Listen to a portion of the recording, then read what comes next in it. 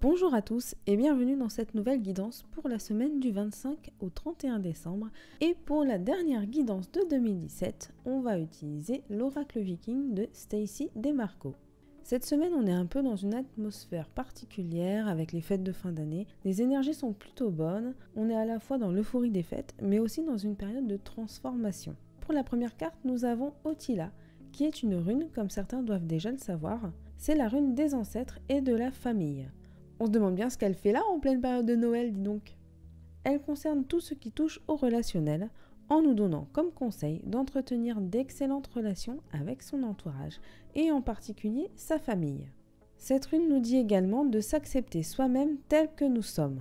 Cette carte nous amène aussi à pardonner, à ne pas être trop rancunier envers les personnes de notre famille qui auraient pu nous blesser.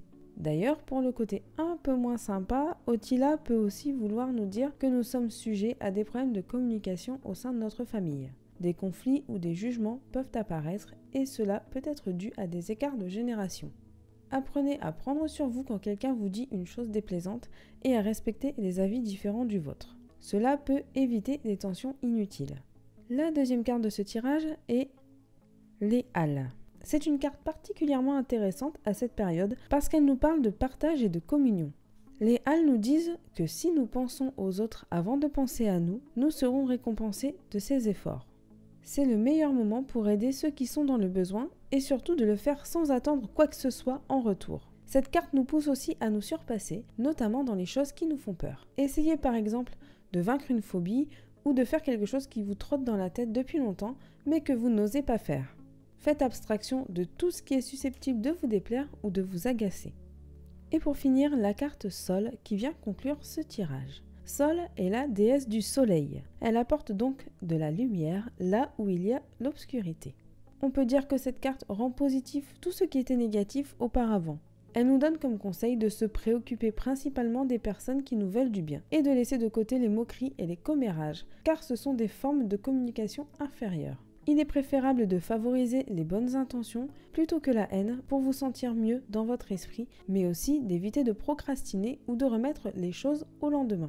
La carte Sol est un petit peu la bienfaitrice de ce jeu. Elle nous incite à illuminer la journée de nos proches et encore une fois, la période de Noël est idéale pour faire plaisir aux autres. Pour conclure, si vous avez déjà songé à faire du bénévolat ou à faire un don à une association, ce tirage vous pousse à réaliser ces actes-là. N'oublions pas que c'est en faisant du bien autour de soi que nous recevons de l'amour.